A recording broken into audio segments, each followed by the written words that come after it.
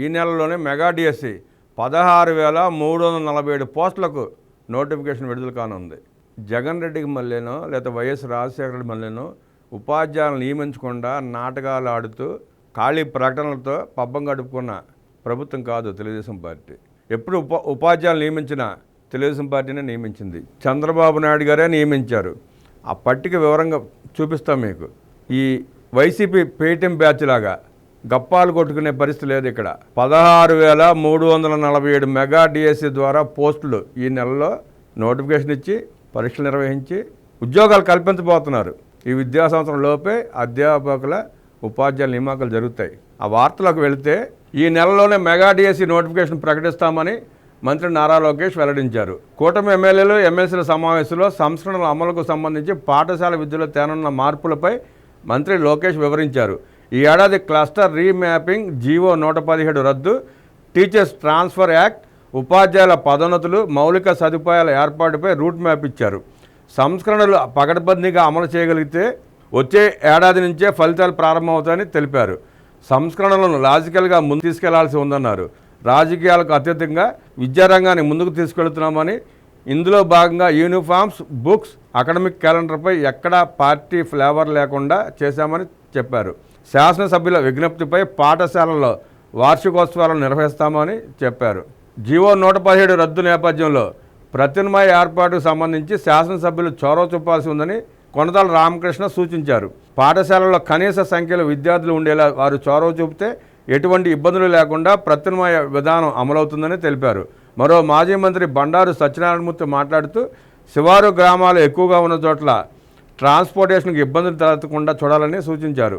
జనసేన శాసనసభ్యురాలు లోకం మాధవి మాట్లాడుతూ మోడల్ ప్రైమరీ స్కూల్కు కనీస విద్యార్థుల సంఖ్య 45గా నిర్ణయించాలని కోరారు.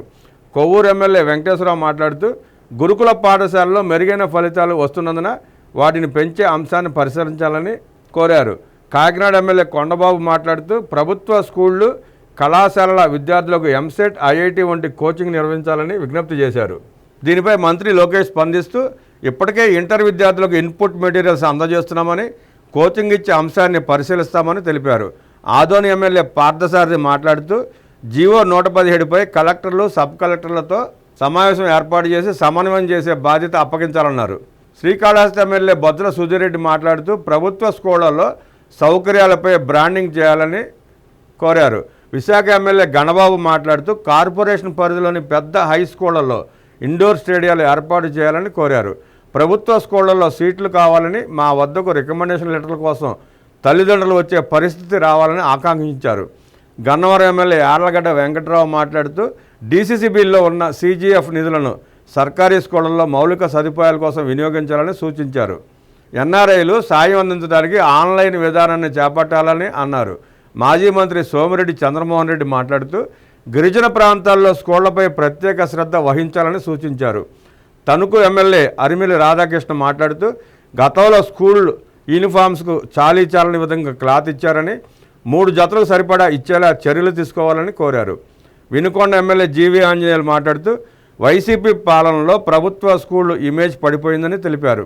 స్కూళ్ళు, కళాశాలల్లో వార్షికోత్సవాలు, సాంస్కృతిక కార్యక్రమాలు నిర్వహించాలన్నారు.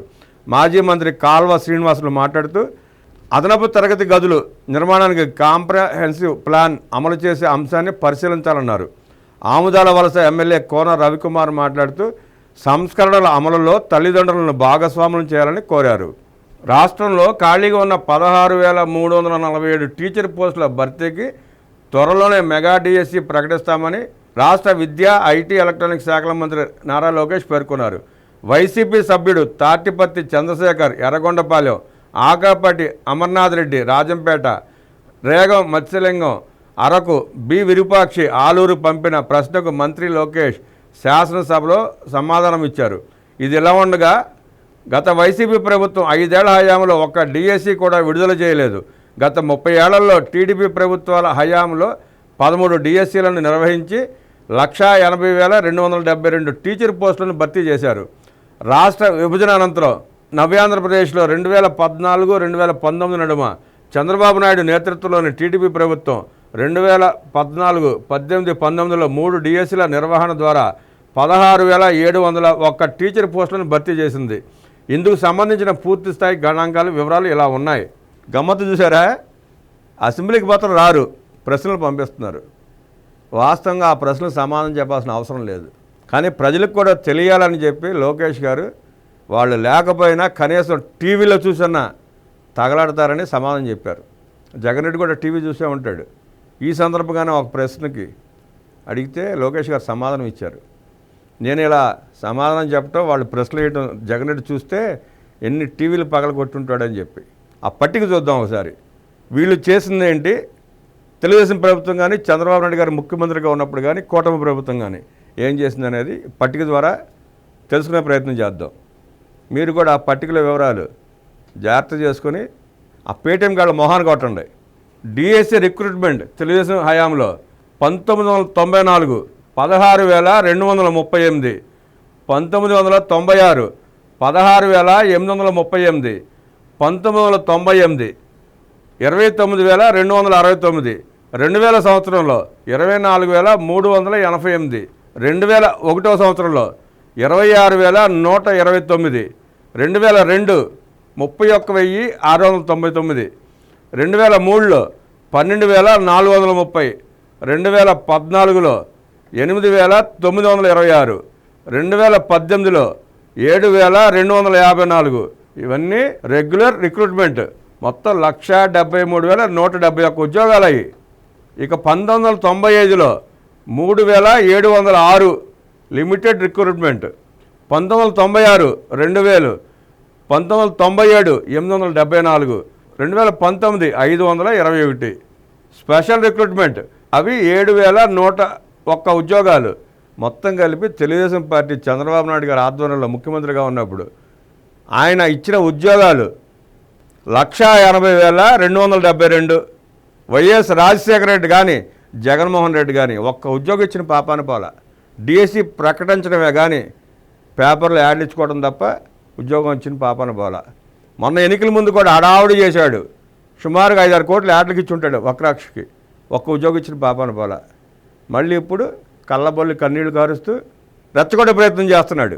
ఈ సందర్భంలోనే లోకేష్ గారు మాట్లాడుతూ ప్రభుత్వ పాఠశాలల్లో పూర్తిస్థాయి ప్రహరీ గోడల నిర్మాణానికి 3,000 కోట్ల అవసరం ఉందని, ఉపాధి హామీ, మనబడి, మన భవిష్యత్తు నిధుల కన్వర్జెన్స్తో దశలవారీగా ప్రహరీ గోడల నిర్మాణం చేపడతామని మంత్రి లోకేష్ తెలిపారు. రాష్ట్రంలోని ప్రభుత్వ పాఠశాలల్లో ప్రహరీ గోడల నిర్మాణం, నాడు నేడు అక్రమాలు ఇవన్నీ వెలికి తీయాల్సిందే, తప్పదు.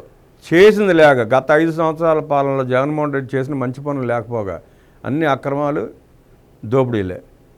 ప్రభుత్వం ఇప్పుడు ఒక పక్కన అభివృద్ధి చేసుకుంటూ వీళ్ళు చేసిన అక్రమాలు తీయటాక సమయం సరిపోతుంది. అభివృద్ధి చేసుకోవాలి, వీళ్ళ అక్రమాలు ప్రజలు తెలియజేయాలి. శుద్ధపోస కవులు చెప్తున్నాడు మళ్ళీ జగన్మోహన్ రెడ్డి రోడ్డెక్కి, అది చేసాం ఇది చేసామని. చేసిన అక్రమాలే. ఇప్పుడు చంద్రబాబు గారికి ఎంత పని భారం అంటే మామూలుగానే ఆయనకి 18 గంటలు పని చేస్తాడు పాపం రోజు. ఆ 18 గంటలు కూడా అభివృద్ధి, పరిశ్రమలు తీసుకొద్దామా, ఏం చేద్దాం, ఎలా చేద్దాం అని ఆలోచనలో ఉంటాడు ఆయన.